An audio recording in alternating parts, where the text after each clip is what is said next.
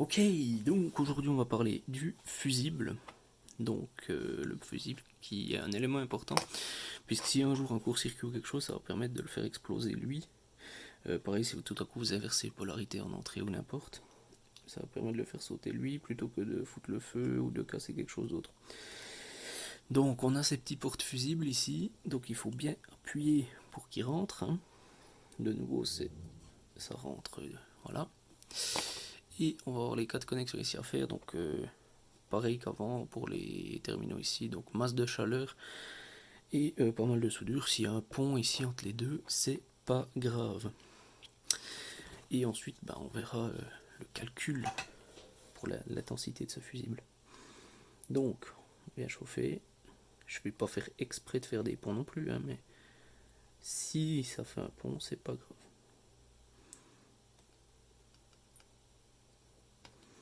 Voilà, bon, il faut vraiment chauffer sa mère, sans mauvais jeu de mots bien sûr.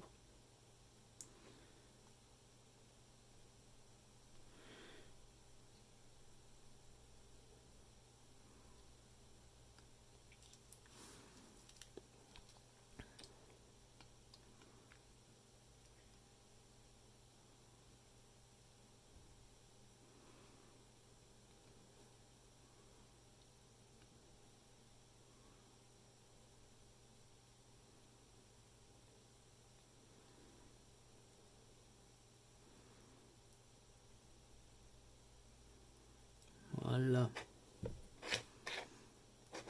Vous voyez que j'ai fait un pont. Alors c'était pas voulu. Mais je préfère mettre pas mal de soudure sur ce point là en fait.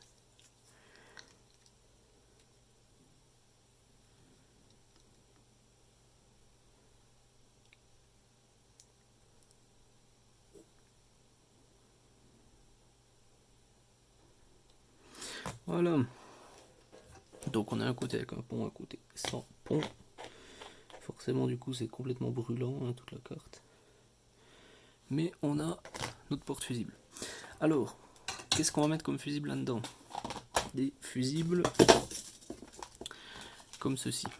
Donc c'est des fusibles auto. On peut acheter des boîtes comme ça toutes faites.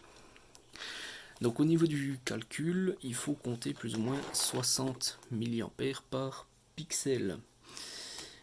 Donc là, moi dans le projet, je vous ai pas encore montré, mais mes LED ont.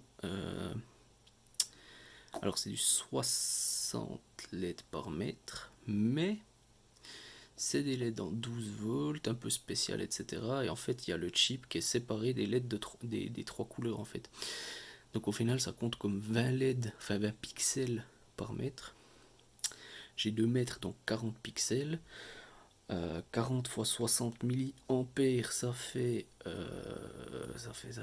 40, 120, 240, 2,4 ampères, si je dis pas de conneries. Donc on va mettre un fusible de 3, qui en l'occurrence sont les violets. Sachant que dans WLA je limiterai à 2, puisque j'ai un ligne en 2 ampères. Voilà. Donc je viens mettre mon fusible ici, comme ça. Hop. À noter que ça vient bloquer le port USB ici. Voilà. C'est fait exprès. Voilà, puisqu'il faut pas. En fait, le truc, c'est que quand vous débranchez le fusible, ça va simplement déconnecter ici. Et ça va fait que comme ça, vous alimentez pas tout à coup sans faire exprès depuis là et en même temps depuis l'USB.